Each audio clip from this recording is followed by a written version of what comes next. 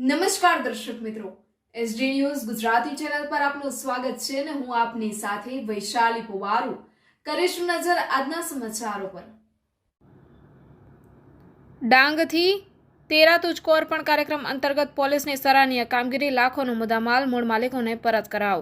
સામાન્ય સંજોગોમાં અરજદારને સૌપ્રથમ કોર્ટની મંજૂરી લેવામાં આવે તેમજ પોલીસના અભિપ્રાયમાં પણ સમય જતો હોય છે। સાથે સાથે પોલીસના અભિપ્રાય બાદ મુદ્દામાલ છોડાવવા માટે ધક્કા ખાવા પડે છે, જેથી સમય અને શક્તિનો વ્યય થાય છે। આવું ન થાય અને અરજદારોને સરળતાથી તેઓનો મુદ્દામાલ મળી રહે તે માટે તેરા તુજકો અર્પણ કાર્યક્રમનું આયોજન કરવામાં આવ્યું હતું। ડાંગ જિલ્લામાં ચાલુ વર્ષ દરમિયાન અલગ અલગ અરજદારોએ આહવા તેમજ સાપુતારા પોલીસ સ્ટેશનમાં CEIR પોર્ટલમાં પોતાના મોબાઈલ ફોન પડી ગયેલ, ખોવાઈ ગયેલ કે ગુમ થઈ ગયેલ જેવી બાબતો અરજીઓ રજીસ્ટર કરવામાં આવી હતી। જેવી અરજીઓનું પોલીસ વિભાગ દ્વારા તપાસ કરી હ્યુમન અને ટેકનિકલ સોર્સ થકી કબજે કરી વાલી વારસોને સુપ્રત કરવામાં આવ્યો, જેમાં મોબાઈલ નંગ 25 જેની કિંમત 4,32,477 એમ લાખોની રકમોના મોબાઈલોનો મુદ્દામાલ મૂળ માલિકોને સુપરત કરવામાં આવ્યો હતો।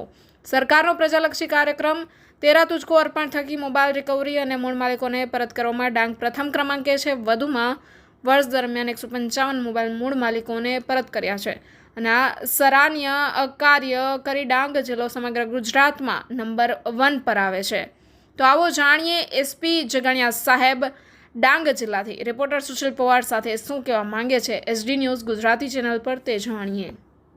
આજે તેરા તુજકો અર્પણ કાર્યક્રમ અંતર્ગત ડાંગ જિલ્લા પોલીસ દ્વારા કુલ 25 જેટલા મોબાઈલ CEIR પોર્ટલનો ઉપયોગ કરીને રિકવર કરીને જે તે અરજદારને પરત કરવામાં આવે છે।